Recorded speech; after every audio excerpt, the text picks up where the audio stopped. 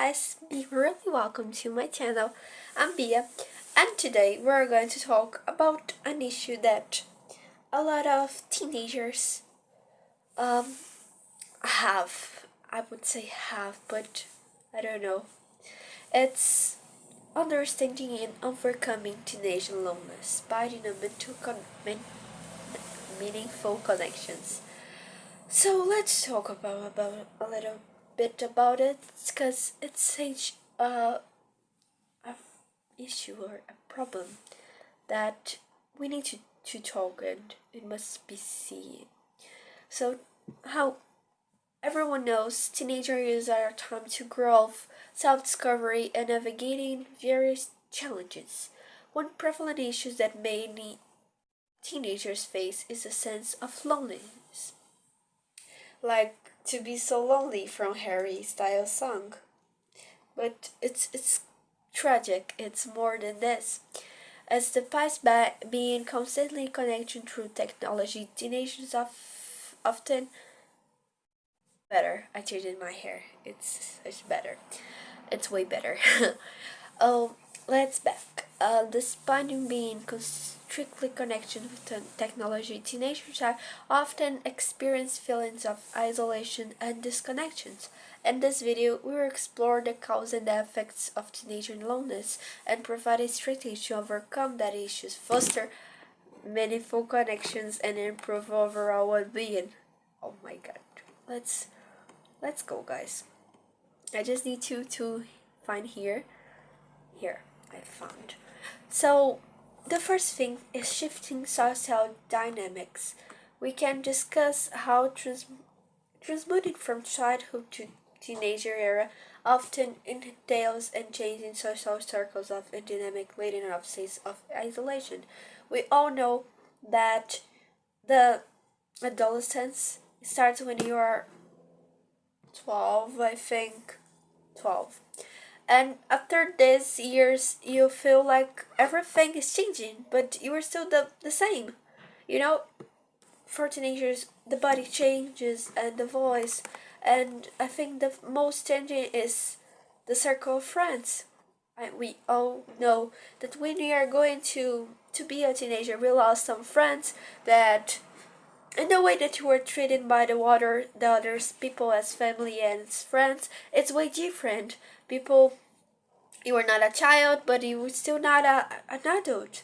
So it's kind of weird. And even when we have the addresses impact of peer pressure, clicking on social hierarchies on teenagers, social interesting, and it's such a mess. But I'm still 14 years old, and I know that it will change. Not just now, because I'm great, and I hope you will be too, because I think the 12 to 14 is the most complicated age, because you don't know if you're a child or not, and sometimes your parents want you to act as a they treat you as a child, but sometimes they treat you as an adult and you don't know how to do. So it's bad. But we will win. I'm sure, of course, we will win. And the second thing is technology and social media. Sometimes when we really use the social media, the excessive use the such technology and social media can contribute to feelings of loneliness, and can bring you to feelings as depression, as anxiety, as feelings that you are not feeling, but you start like watching and getting a lot of this. And I think this is an issue from technology. When you don't see good things, you feel like you were lonely, or you were feeling like you don't have anyone, just because the things that you are watching. So it's we have to pay attention to the things that we are watching, because this can contribute to the feelings of loneliness. The other thing, it's highlight the potential of comparison. We know we have some issues, big issues, that during the teenager era, that is cyberbullying, superficial connections on the platforms, on the real life too. We know how having not just lovely, I think was that relationship, but I think relationship in general, as with friends, as with mates or peers, um, it's it's difficult, and but we know it's going to pass this phase, and for me, the teenager era is a time to think about the future because we are too close to the future, so we have to build ourselves as a strong way and be really ready to the things that are coming. That's the future. What more we have here? It's I will find here. It's academic stress and time constraints. When we know how school can be stressful during this time, and recognizing the impact of academic pressure and extracurricular connects on a teenager ability to socialize and form connections. Discuss the importance of finding a balance in between academic responsibility and social interaction. For a lot of teenagers, it's kind of hard because even when the teenagers are really focused about the thing, about the future, about the thing that they really want, and all those stuff, they sometimes they don't find a balance, say, as doing the stuff, but it's still being able to have these connections and to be a teenager as going out. I would just say going out because here in Brazil it's a little too scary to go, but I think going to places and being with people that makes you happy, you know, people that makes you full of joy, and being with them is such a great thing. It such makes you happy, and this interactive. But don't forget about to study. You know, have this balanced life. Have a time to you. Have a time to socialize, and have a time to be a teenager. So I said about the teenager issues, but we have the solution. The first about the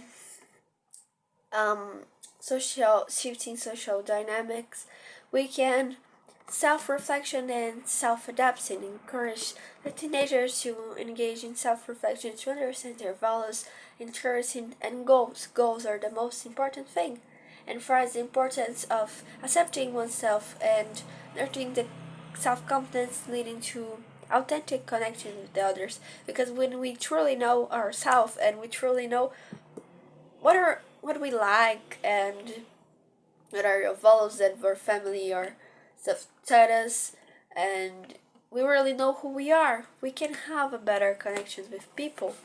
And as joining on clubs or groups, when we explore their passions, join club groups that align with their interests, and we discuss to share how it's great to share experience and a common goals with fostering connections.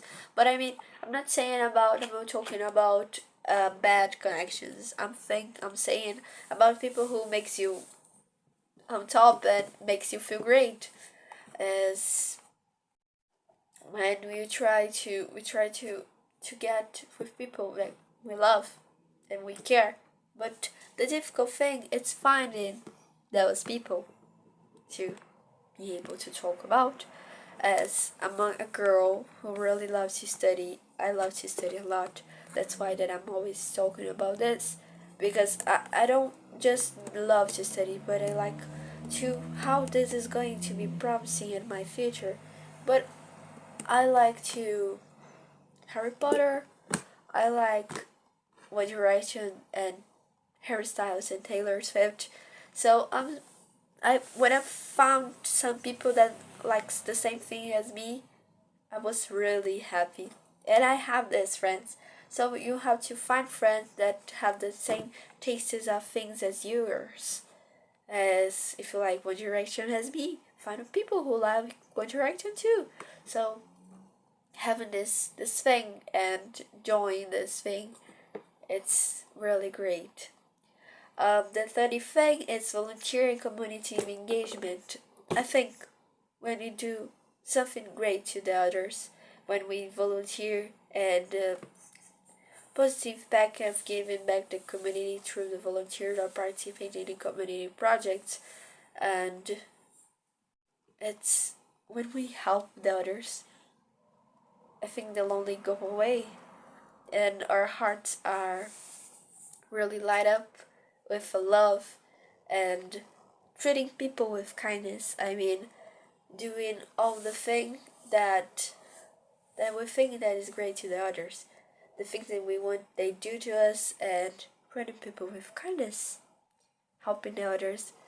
It's go away all the loneliness because you are not thinking about you. You are thinking in a bigger way. You're thinking about the others. You're thinking how you can do stuff to change their lives.